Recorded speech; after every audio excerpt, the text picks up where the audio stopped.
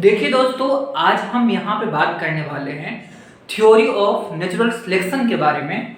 तो theory of natural selection, theory of natural selection,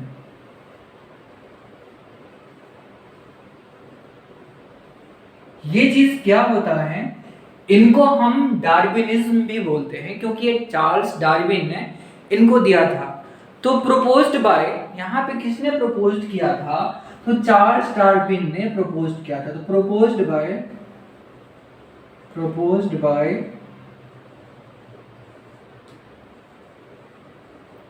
Charles Darwin. और इसके साथ साथ एक और भी था, चार्ल्स डार्विन। तो वैसे बोलने वाले सब बोलते हैं चार्ल्स डार्विन ने दिया था, बट यहाँ पे इनको भूल जाते हैं, जिसका नाम है A.R. वेलेंस। तो ये डार्विन बाबा के अलावा यहाँ पे A.R. वेलेंस भी था। अल्फ्रेड रसल वेलेंस इसका पूरा नाम है। सबसे पहले बात करेंगे चार्ल्स डार्विन के बारे में। तो इन्होंने बहुत घुमा था। जैसे कि ये इंग्लैंड में इसका बॉर्न हुआ था, ये बहुत जगह पे गया, घूमा, बहुत दिनों तक ये घूमा। जैसे कि साउथ अफ्रीका में, साउथ अमेरिका में, इसके बाद गैलापागोस इसलैंड पे, इन सब पे इन्होंने घूमा और एविडेंस इकट्ठा किया। किससे रिलेटेड? इवोल्यूशन से रिलेटेड। और इन्होंने एक थ्योरी ऑफ नेचुरल सिलेक्शन बाद में जाके प्रपोज्ड हुआ। ये जो A.R. वेलेंस था, ये भी उस टाइम में इसी चीज पे वर्क कर रहा था। और बाद में जो थ्योरी ऑफ नेचुरल सिलेक्शन आया, इनमें इन दोनों का नाम आता है। अब आगे देखिए कि ये क्या होता है थ्योरी ऑफ नेचुरल सिलेक्शन, इसके बारे में देखेंगे। क्योंकि नेचुरल सिलेक्शन, नेचर जो होता है वो सिलेक्ट करता है। ये इनमें कुछ पॉइंट हम यहाँ पे सीक्वेंस वाइज डिस्कस करेंगे, जिसको आपको जानना है। तो यहाँ पे ध्यान से देखिए, पहला जो एक पॉइंट होता है, ये होता है ओवर प्रोडक्शन। अभी ओवर प्रोडक्शन क्या होता है?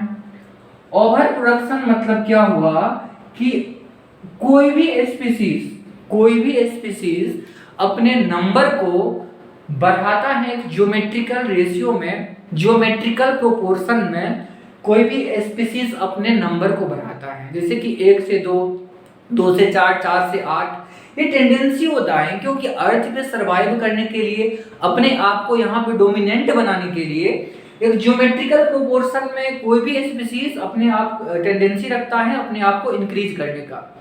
यदि फूड और शेल्टर ये सब अनलिमिटेड होता है तब।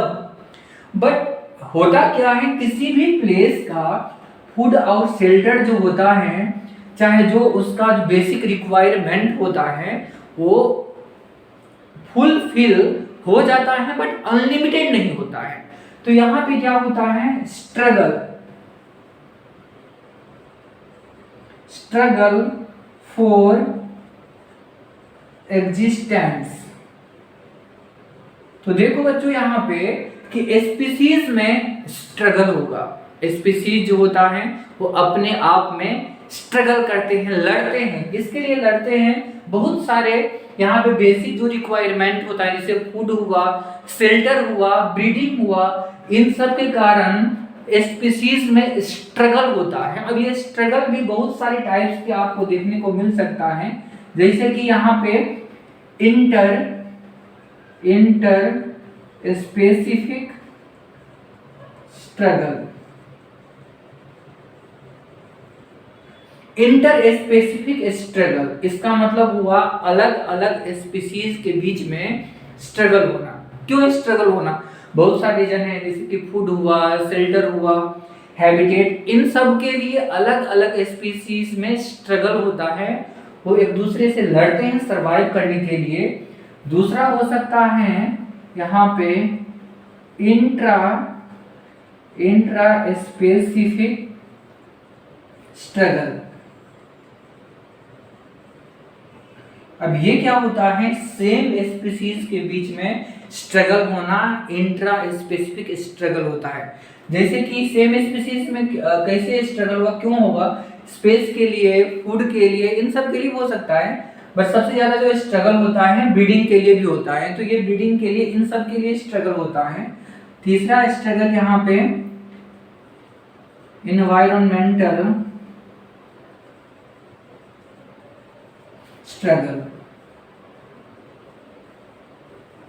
तो इन्वायरमेंट से भी स्ट्रगल करना पड़ता है। देखिए आप भी, कोई एनिमल जो इन्वायरमेंट में रहता है, कितने, जैसे कि एडवर्स इन्वायरमेंट है, कोल्ड क्लाइमेट है, वार्म क्लाइमेट है, फ्लड आ गया, बहुत सारे क्लाइमेटिक फैक्टर चेंज होते रहते हैं, वहां पे उनको रहने के लिए इन्वायरमेंटल स्ट्रगल भी होता है, इन्वायरमेंट से भी स्ट्रगल करना पड़ता है, तो ये स्ट्रगल होता है। अब देखिए आगे मैंने तीसरा पॉइंट यहाँ पे हम देखेंगे, स्ट्रगल तो होगा एनिमल के बीच में, स्पीशीज के बीच में स्ट्रगल तो होगा, बट यहाँ पे इन्होंने बताया था हेरिडिटी एंड वेरिएशन।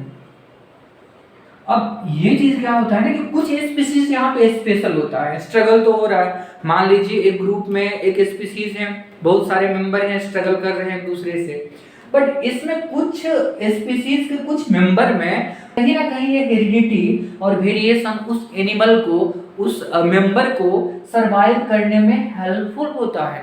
डार्विन ने बताया था कि हेरिडिटी और वेरिएशन कॉन्टिन्यूअस होता है, variation continuous species bye species, generation by generation आता रहता है, और जो सुटेबल यूजफुल वेरिएशन है वो ट्रांसफर हो जाता है, जो हार्मफुल वेरिएशन है वो एलिमिनेट हो जाता है स्पीशीज से, और ये variation generation by generation transfer होता रहता है।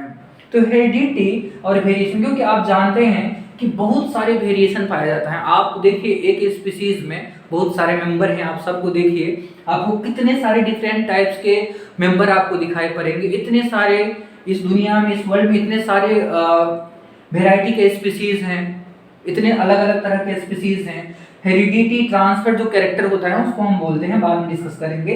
तो इस तरह से जो स्पेशल कैरेक्टर जिसमें पाया जाता है वो मोर फिट होता है कंपेयर टू जिसमें वो कैरेक्टर नहीं पाया जा रहा है।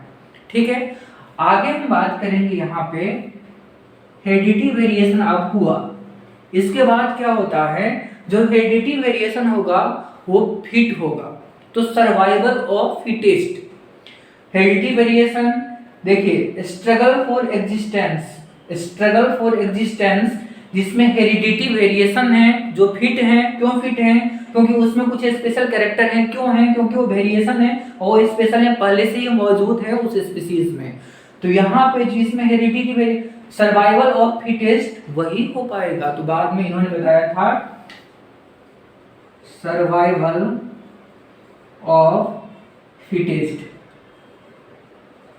तो इसमें क्या है, वो फिट है, एनवायरनमेंट में वो फिट है रहने के लिए, और वो फिट है रहने के लिए दूसरे स्पीशीज जो फिट नहीं है वो तो वहां से चाहे भाग जाएंगे, नहीं भागेंगे तो वहीं पे वो मर जाएंगे, चाहे वहां से वो भाग जाएंगे, और जो फिट है वो सरवाइव कर पाएंगे। और हो क्या आगे, तो ये सर्वाइव जो फिट इंडिविजुअल हैं वो आगे जब इनके जनरेशन आएंगे, न्यू जनरेशन आएंगे, इसमें जो कैरेक्टर फिट वाला कैरेक्टर है वो ट्रांसफर नेक्स्ट जनरेशन में हो जाएगा, और जो पहले वाला पॉपुलेशन था अब जो नया पॉपुलेशन आएगा वो थोड़ा अलग दिखेगा।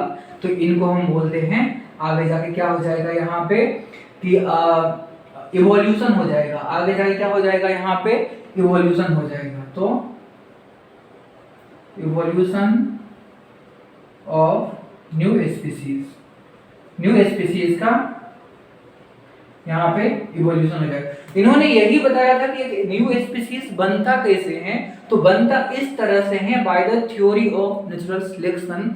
जो नेचर में सिलेक्ट करता है वो फिट होता है, नेचर जिसको सिलेक्ट करता है तो फिट होता है, उसी को सिलेक्ट करता है, और नेक्स्ट जनरेशन फिर वो आगे जो कैरेक्टर होता है फिट वाला वो नेक्स्ट जनरेशन जाता है, फिर आगे नेक्स्ट जनरेशन जाता है, अब इस तरह से बाद में फिट इंडिविजुअल आ जाता है। तो हमने क्या देखा यहाँ पे थ्योरी ऑफ नेचुरल सिलेक्शन के बारे में, तो चार्ल्स डार्विन और ए.आर. वेलेंस ने यहाँ पे ये थ्योरी को दिया था। इसमें थोड़ा सा भी इंफॉर्मेटिव लगे कुछ भी आपको, तो आप यहाँ पे लाइक और सब्सक्राइब कर देना।